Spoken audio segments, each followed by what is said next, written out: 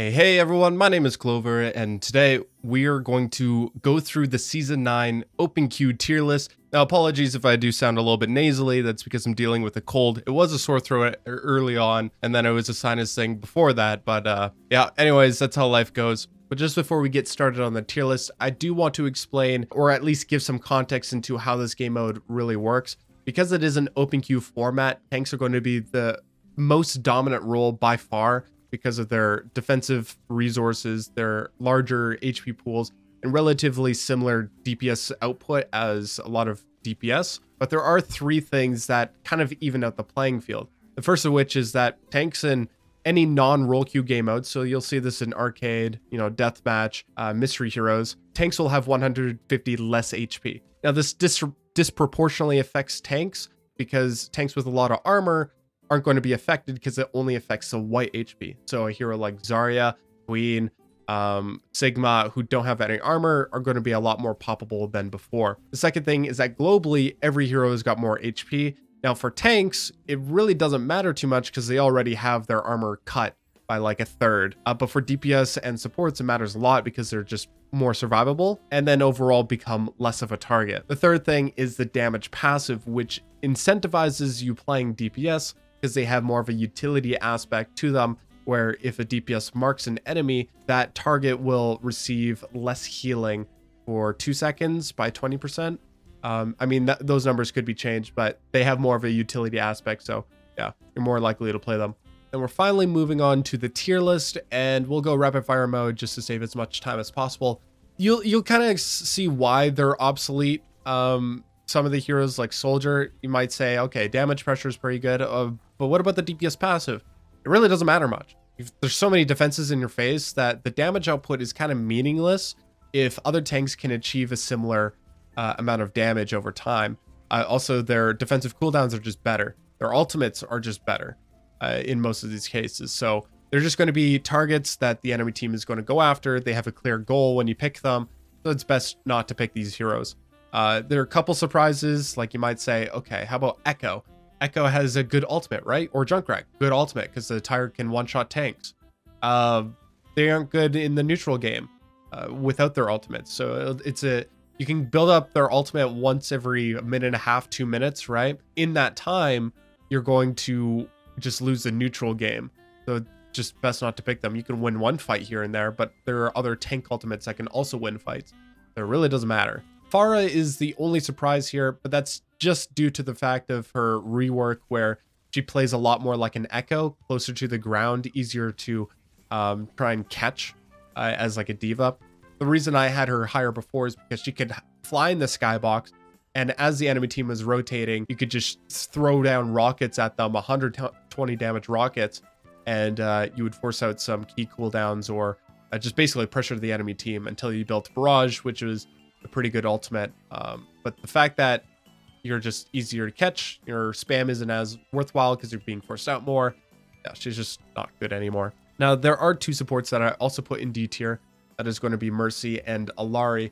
Mercy, the reason being is that she relies on her pocket target to output a lot of damage and basically account for two people, right? Because you have a Mercy and you're pocketing someone, you are just one big DPS or one powerful tank. But if you have tanks that can just kind of output the same amount of damage or ignore that damage, then Mercy isn't going to be picked as much. Plus, her ultimate isn't as good as some of the other higher ranked supports. Her single target healing is a big problem. So just overall, ignore her. The Resurrect might be useful, but that's just the one ability, and it's once per fight. I don't know if you really get anything from it because still the neutral game is pretty weak from her. Illari, same thing. Neutral game, very weak, limited healing resources. Harder or easier to punish because she doesn't have as good as mobility as Mercy does. Her ultimate may be okay, but then you're kind of running into the fact that like you can just pick another tank, or even some other DPS are just going to get more value because their neutral game is better. Plus you have the DPS passive to consider. In C tier, okay, we'll kind of start with the controversial one. We'll go with, where is she? Ashe. I'm trying to look for Ashe. Oh, there we go. Sickness is getting to me. Can't really see or think straight. Ashe. So Ashe, the Dynamite is the only reason why she's in C tier. because of the DPS passive and the AoE effect that you get from it. So if you let Ashe cook, she'll be a nuisance. Plus Bob is quite painful to deal with. You employ a 6-man who is applying the DPS passive. So when you consider that, like, Ashe is quite strong in certain situations, but if there's a full-on dive, then she's probably not strong. It's just if you let her cook, and that's for most DPS. If you let the DPS cook and you don't try and punish them right away, then they're just going to output more damage than tank overall. The other DPS in C tier is Sojourn. I considered putting her in B tier, but I think because her burst damage can be ignored, I mean, like, the DPS passive still factors in when you consider Sojourn and all these other ranged heroes where tanks struggle because tanks generally don't have as much range as most DPS do. The thing about it is that, yeah, you just ignore the railgun most of the time. The overclock could be quite threatening, but so many defenses yet again. I think the one thing that makes Sojourn semi-viable is her slide, so that she can help herself out, but there are just other tanks that can kind of mark her way too easily when you think of D.Va, Ball, Maga, just from triggering the fire. And then we have two other supports. Brig, you really don't want to play Brig unless it's a dive map, or there are a couple dive heroes that are hard to deal with. Doomfist maybe you don't want to pick against, but definitely against Wrecking Ball, against Winston, you want to pick a Brig because you can just deny a whole player's worth of value. Not a bad pick, but I would recommend against her unless there is a reason to pick Brig. And kind of the same thing with Ana. Because of the DPS passive, there is that to consider when it comes to her healing output, but it's just, she's going to be a pretty big target. She has no way to really help herself. Because the thing that makes Ana very strong is comboing her nade with some sort of setup, whether it's Grav, maybe it could be some, I don't know, Maga's cage fight, or sometimes generally to counter like a Junker Queen or Roadhog. Basically, what you want to do with Ana is spam that nade offensively as much as possible rather than defensively. That being said, as someone who plays a lot of Wrecking Ball and looks to force out cooldowns, you want to punish that Ana as much as possible or force her to use that cooldown on herself, and you get a lot of value from doing that. And that's the whole reason why you pick Ana. So comp dependent, maybe you can say she works on dive maps, but same thing, if it's a dive map, she's going to be an easier target. So maybe Ana Brig could work, but I'd prefer you to probably play some like zombie comp with like a Moira, Lucio, Moira, Kiri, something like that, where you're clumped together, everyone's getting a lot of healing and no one's a clear target. All right, B tier, we've got Tracer and we've got Sombra. Both of these can be interchangeable. I think I prefer Sombra a little bit more because the EMP can be devastating when it comes to, let's say, cage fight. Maga is one of the best heroes, and we'll get to him later. But disabling that entire ultimate, huge value. The fact that you can disrupt some of the other backline members, whether it's an Ana, if they ever play Illari, you can break Pylon easily. You can facilitate other dive tanks because the damage output from Virus and the setup ability with Hacked, so that they can't use their abilities for the time. So, like, she can synergize quite well with some heroes. The DPS passive does come into consideration, and as a flanker, not bad. And the same things can be said for Tracer, although I don't think her ultimate is as good, but her burst potential and her higher damage output than Sombra is something to consider. Oh, I forgot one thing about Sombra, hacking health packs. That is actually kind of a big deal. Then we kind of get into the pseudo tanks that we have in the game, and this is where the rest of the DPS come in. So we've got Mei, we've got Bastion, and we've got Reaper. Very self-sufficient DPS who have a get out of jail free card. Their damage output is considerably high, so they're less of a target because of their HP pools. They're threatening enough to win in some brawl cases, specifically from Mei. Mei should probably be in A tier, honestly. But I think, I mean, how I view it is that if you force Ice Block, you force Reaper Wraith, you can just kind of punish those heroes when you see them next. The other hero that we have is Lifeweaver, B tier, because he's got Life Grip, because he's got Tree of Life. Other than that, I think overall, like, he's just similar to Ana, but he's more self-survivable because of Pedal Platform and some of the jukes that he can do. He's quite annoying to deal with. He also has more HP than most other supports. I think he has 300 HP, if not 275. and most other heroes are 250. One small detail about Lightsaber 2 is that he does have the highest damage output of any support if you let him. So when it comes to contributing DPS wise, he can be your guy. All right, Winston. Yep, Winston's in B tier, and that's just because other tanks are going to ignore him. His tickle damage isn't super effective. The only value that you get from him is that he is a tank. He can separate backlines with his bubble, so he can find value there. But other dive tanks just do that job way better. If you're picking a dive tank, you're picking it to basically replace a Tracer or Sombra in that role. Winston's is just a little bit slow and a lot more punishable than all the dive tanks. A tier. This is the last DPS, and it's going to be Torbjorn. The reason I value Torbjorn way higher than all these other heroes is that, one, he is not punishable because of overload. He also has 300 HP or 275. I don't know. But he has armor on top of that. So he has armor, more HP than most other DPS. And the DPS passive is the real draw to him. He can punish a lot of dive because his shotgun is just that menacing. But overall, his spam is on par with most other tanks. His defensive aspect might be lower. Like you might want to have an Orisa in this case because the Orisa can have the same damage output while also, you know, stopping the brawl with the spinny spear. But the ultimate from Torbjorn is also the other thing that kind of puts him over the edge because it does more damage to armored targets if they step on the goop.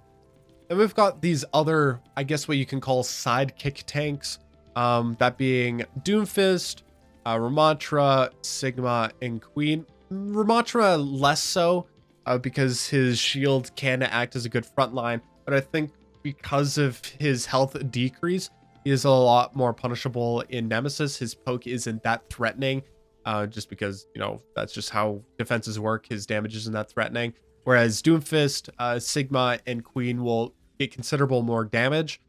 So because of the fact that Ramattra is more of a Nemesis built kit where he needs to cycle that and then basically stay patient until he gets Nemesis again to punch through barriers, he's just not going to get as much damage or be as threatening, in my opinion. Not to say he's not bad. He's an A tier for a reason. That's because he can punch through barriers. He can punish cooldowns. He does have great defenses, but he is a good synergistic tank to facilitate other tanks. Sigma almost kind of like Ramattra in the sense that he can kind of flip-flop between being the main tank and off tank just because of his barrier. So let's say the Reinhardt barrier breaks, then you've got Sigma's barrier to rely on, right? The one factor about Sigma is that his ultimate is really strong. The thing is that if you mess that up, then that's kind of a waste in ult because you need to land that. If you don't, then is the damage pressure really worth it if Magat exists? If Zarya is really good into Sigma? So there are some weaknesses to Sigma, but the ultimate is one bright spot for him. That's similar to Queen. Not the staple tank, doesn't really provide a front line, but will help enable some different tanks like Reinhardt with the shout. The other thing is her Carnage and Knife. The Knife can pull supports off of high ground. The Carnage can go through barriers. You do have to look out for Ana nades so that you're not obsolete as a hero and super poppable. But other than that, if you just kind of play your corners right and play behind your other tanks, Queen can be quite strong. Then we have Doomfist, who is not going to be a front line, but more of like a more threatening Genji who can help disrupt by pushing people back. The slam damage is quite considerable because you're going to basically cycle that on cooldown. Now, because he doesn't have a lot of defensive utility, it means that your front line is going to be less strong in other brawly type compositions. Let's say it's a Reinhardt, Diva, and Orisa.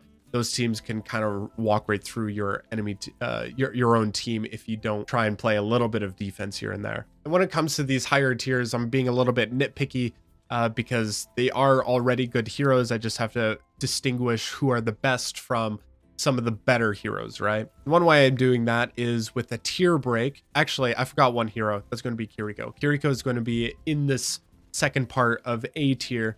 That's because her healing output is okay. Her Suzu is the main draw to her, as well as her TP, so that she's not going to get caught out. And then her Suzu can clutch a lot of different fights. The other thing about Kiri is her ultimate is very strong. When you consider all those things, she is an AT hero, but I think her neutral game can be outweighed by a few other heroes that I have picked. And maybe I can get right to it right away, that being Baptiste, who has an immortality field, so he can prevent people from feeding, survivable in his own right, and his damage output is going to be more considerable. His healing output is going to be better, and he's still got a pretty decent ultimate with his window, because if you have a Maga or a Reinhardt Fire Strike, like, you can just burst people down. They're on a very similar footing, but I think Baptiste neutral is way better. But you could make the argument that Kiriko's ultimate value is way higher than Baptiste. Oh man, no one even told me. I forgot Widowmaker. Yeah, Widowmaker's in D tier. So sorry about that. The surprise Widowmaker in S tier. Oh no. All right, we've got 4 more tanks that are going to be in A tier. We've got Wrecking Ball, who, the reason I think he's better than Doomfist is his finishing potential is way better and his survivability is better. The Doomfist can be punished by being in the backline for too long. So that's one thing to consider. Like the Javelin from Orisa, a Roadhog hook, those things all kind of counter Doom when he is trying to block and try and buy time for his escape cooldowns to come online. Wrecking Ball doesn't really care about that. And, you know, maybe his damage output is going to be reduced. His role is very similar to Doomfist. I think the ultimate is better as Wrecking Ball, and his ability to disrupt on the backline is better because he has range compared to Doomfist, who has to always get in close with enemies. Then we have Orisa, who is a shutdown frontline. So if the enemy team is walking through your team, well, you can play Orisa, and whenever they make that push, you just spinny spear away, save your Javelin for the next push, and then you just kind of rinse and repeat. The thing I like about Orisa actually is that she combos really well with a lot of setup ultimates, namely with Grav and Maga's cage fight. Her damage output is also very, very high, no fall off. The damage over time is quite high because she basically doesn't have to reload. She doesn't have to reload. Really not much to say about Orisa, maybe not the most dazzling hero, but she gets a job done very, very well. Roadhog, on the other case, might not provide that frontline presence, but he has a lot of ultimate value with Whole Hog. You basically win a team fight with that. The one-shot combo obviously is not there, but I think his damage over time from his shotguns is something to be considered. The burst potential from Roadhog is really quite insane. Also, considering that Ana isn't a very good pick in this format means that he doesn't have to worry about anti-nades. Maybe Queen you have to be kind of worried about. But yeah, Take a Breather, his sustain ability is quite strong now that it can't be canceled. And the last in A tier is Reinhardt. Now, I've considered him to be one of the better tanks in this game. The thing about it is that if the enemy team picks a very poke heavy or very slow type of composition, what does he do in the poke fight? Because what I see in most times is that no one is committing with Reinhardt, but in this game, you have to commit as Reinhardt, and that's true for role queue. You have to always make progress because there is no poke fight, so the way that you take this downtime is by rotating into a better position. And most people just don't do that very well. Now, in the case that you do rotate very well, he could be S tier, and I've always theorized that Reinhardt with Zarya and Maga is probably the best comp, or Reinhardt, D.Va, Zarya, something along those lines, because the barrier is that strong when it's enabled properly. And when he does get on top of people, his hammer does a lot of filthy damage. Moving on to the S tier heroes, and we'll get it started with Zenyatta and Lucio. And the reason I'm putting them together is because they get equal amounts of value, I'd say. But the thing, it's more of a question of what type of style or pace your team wants to play at. Like with Zenyatta, obviously play for Discords, which is a very slow type of game. Waiting until something breaks from the enemy side. That means when like a Baptiste uses Lamp, now that's your window of opportunity to go in because they used a very important cooldown, right? So that's the whole purpose of Discord. It's a very slow game. With Lucio, it can be a very fast game, but it can also be kind of a dodgy game because you have the amp speed to engage, which enables someone like Reinhardt so that he's able to use his hammer, which is what he wants to do. Also, make sure that when they're closing that gap, they don't lose a lot of resources on that journey to their target. But the kind of the dodgy side of it is the amp speed to disengage. Something from Ramatra's Annihilation or Orisa's Terror Surge, Mei's Blizzard. You can amp speed out of it so that no one gets hit. And then you can regroup and then go in again, knowing that those resources are off the table. The other thing that you can't forget is their defensive ultimates, which are next to none the best in the game. And there's really nothing that can match those ultimates because it could just be something that will just save a fight. And what separates them from A tier to S tier, Zenyatta and Lucio that is that they have their utility on such far extremes that they just get so much value if you follow through with it. So if your team plays super fast with the Zenyatta, you're not going to get the same effect that you would like to have with the Discord. But if you play very slow and everyone is trying to pick the right target, focus the Discord target, then that's when Zenyatta becomes super powered. And likewise for Lucio. If you all engage at the same time, you have the same goal in mind as rushing onto the enemy team, Lucio is just super strong too. The next support, and the support that may be quite a surprise for my last tier list, is Moira. Now, Moira, I never put in D tier, but I put her in a tier where it was like good, but there are better options. And that's because I always thought Baptiste is the best hero. He is, in theory, better than Moira, but the thing that distinguishes Moira from Baptiste right now is with Moira, she's not a target, so it's very hard to exploit that. She's got two different ways that she can heal herself on a very short cooldown, right? You've got the Fade, a 6-second cooldown, I'm pretty sure, and then Orb, which is an 8-second cooldown. The other reason why I put Moira that low is that I was like, D.Va's very strong, and whenever I see a Moira, I'm going to pick D.Va and eat all the orbs. The thing about it, though, is that like the D.Va has to go into the enemy territory in order for that to happen. So I think I just misjudged that when it came to Moira. She probably was like an A tier pick at that time because of just how OpenQ works as a format. Most people are going to brawl and try and stay close quarters with everyone and just put their faces in the way. And then we'll start with the tanks. We'll go with Zarya first. And you'll notice with all these tanks too is that they're not going to be your main tanks. They're going to be the damage dealing tanks because they need to get the job done. The first is Zarya. She recently got buffed for some reason. Don't know why. She already did 170 damage per second, which is more than Echo Beam. So I don't know. She got buffed. She's super strong. And the fact that she has double bubble now, where she can select 2 targets, is the reason why she's an S tier. And then on top of that, you've got the Grav, which is like the second best setup ultimate in the game. Now, the way you play Zarya is that you're not frontlining at all. You want to play your 20-meter range, the range of your beam, and you kind of want to lane a little bit where you have eyes on your own front line, but then you can have a small little route to the enemy backline, create a little bit of pressure, maybe force out a key cooldown, and then go back to your front line and help them out there. And because of the 190 damage, it's very tough to react to that beam damage. Like it's so strong. And then we've got D.Va, who might be kind of not really controversial, but a surprise because she doesn't really deal the damage, although she can. Her shield break is very powerful because infinite ammo and shotguns up close, so obviously. But the thing about her is that her utility is just unmatched, and she doesn't have the burden of being the main tank, right? She's not the solo tank anymore.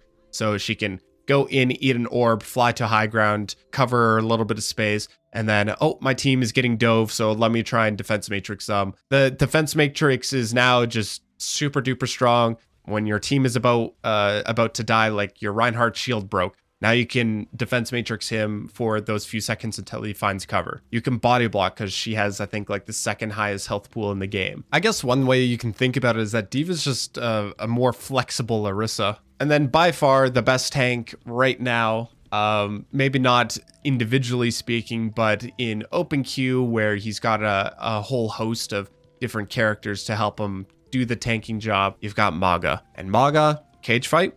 First of all, that's like the top tier support or setup ultimate with Grav and Gravitic Flux. Gives you infinite ammo. You can be a little bit more resourceful with zoning off different enemies. But other than the ultimate, it's the guns. He's just Bastion.